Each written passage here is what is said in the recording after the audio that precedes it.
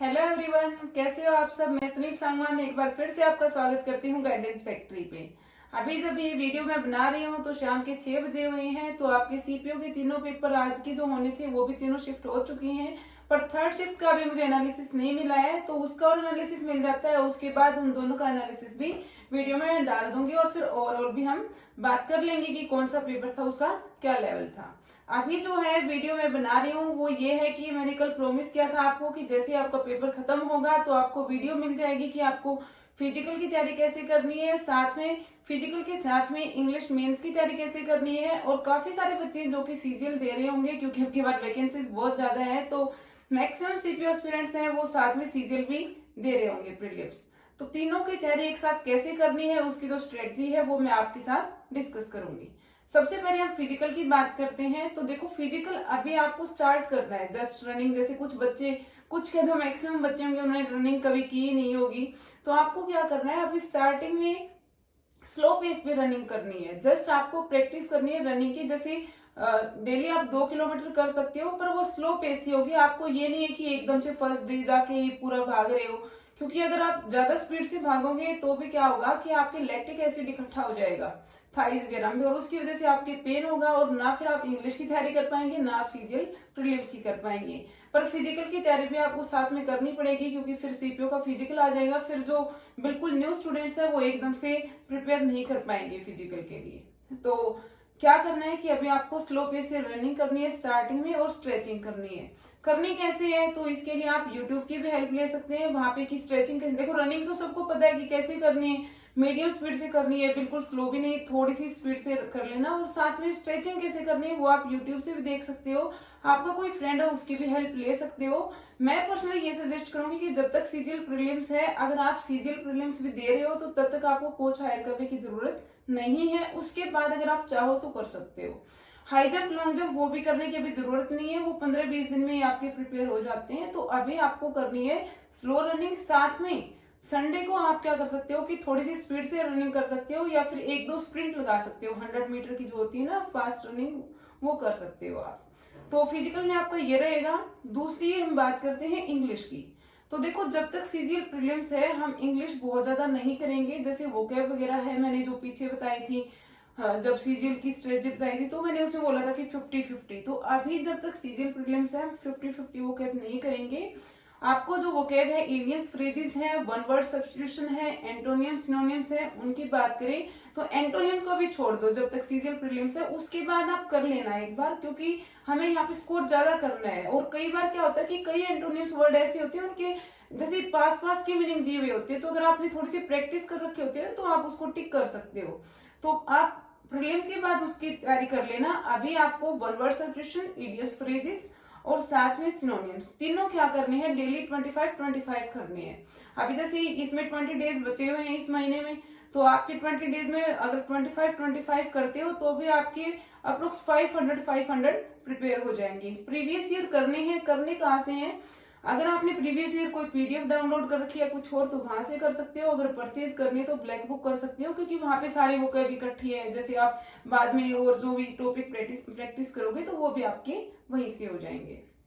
दूसरी सब्जेक्ट में बात करें जैसे कि ग्रामर सेक्शन कहाँ से करना है, तो ग्रामर सेक्शन का आप एक एक चैप्टर उठा लो, ठीक है। और मैं ये मान के चल रही हूँ कि आप फिजिकल के लिए प्रिपेयर कर रहे हो, आपने सीपीयू दिया है तो आपका जो बेसिक है वो प्रिपेयर हो रखा है। मैं इस हिसाब से आपको स्ट्रेटजी बता रही हूँ।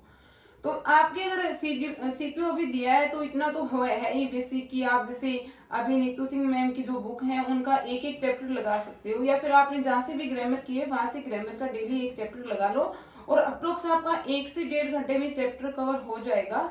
मैं ये मान के चल रही हूँ। उसमें आपको प्रीवियस ईयर क्वेश्चन है वो भी कुछ तो आपने सीपीओ के टाइम प्रैक्टिस किए ही होंगे, अगर कुछ और रहते हैं तो वो आप कर सकते हो, या फिर दोबारा जिन पे आपने टिक लगाए हैं वो क्वेश्चन आप दोबारा प्रैक्टिस कर सकते हो।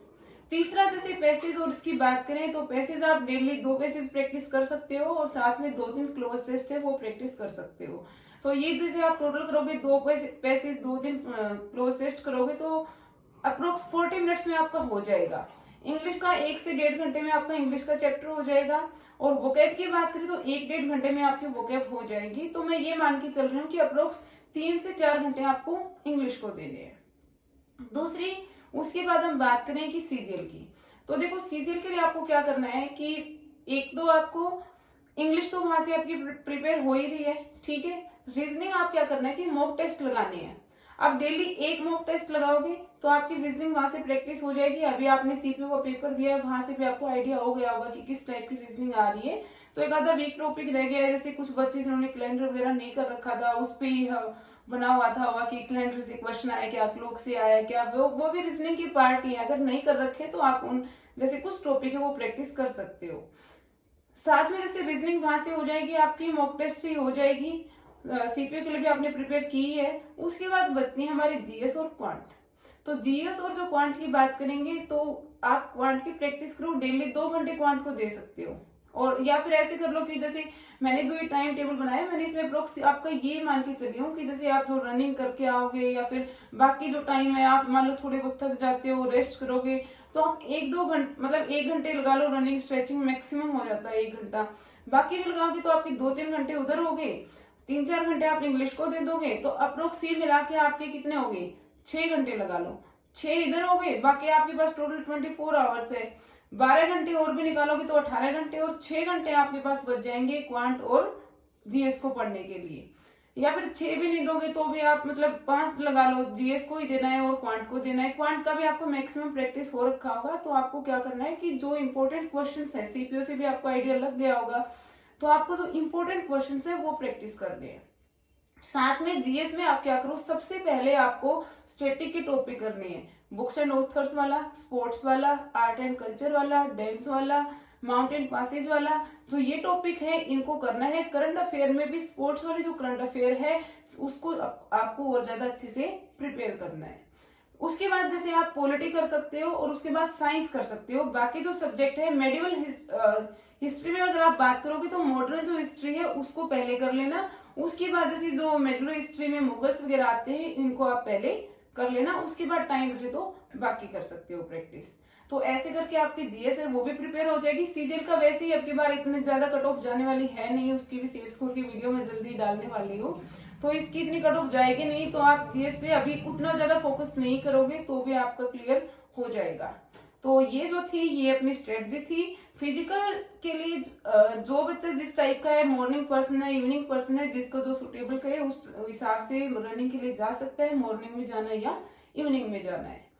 दूसरी बात है, एक और क्वेश्चन जो बार बार पूछा जा रहा है कमेंट सेक्शन में कि आंसर की कब आएगी, आंसर की कब आएगी। तो आंसर की जो है आपकी ये समझ लो कि 10-12 दिन में आ जाएगी। तो 23 नवंबर तक 24 नवंबर तक आपके आंसर की आ जाएगी, तो जल्दी आपके आंसर की भी आ जाएगी। बाकी आपकी जो सेफ स्कोर अब क्या रहेगा पेपर के बाद, वो वीडियो भी मैं 1 दिन में 2 दिन में कल तक शायद डाल ही दूंगी। तो वो वहां से आपको और आइडिया लग जाएगा थोड़ा बहुत कि आपको कितना मतलब आपका जो पेपर सेफ स्कोर है उससे कितना स्कोर आपका ऊपर जाएगा या फिर कितना नीचे बन रहा है। तो आज की जो ये वीडियो थी इसमें मुझे यही बात करनी थी। और अगर मेरी वीडियो अच्छी लगी हो तो आप मेरी वीडियो को लाइक कर देना, शेयर कर देना और साथ में चैनल को सब्सक्राइब कर देना। आपका दिन शुभ हो।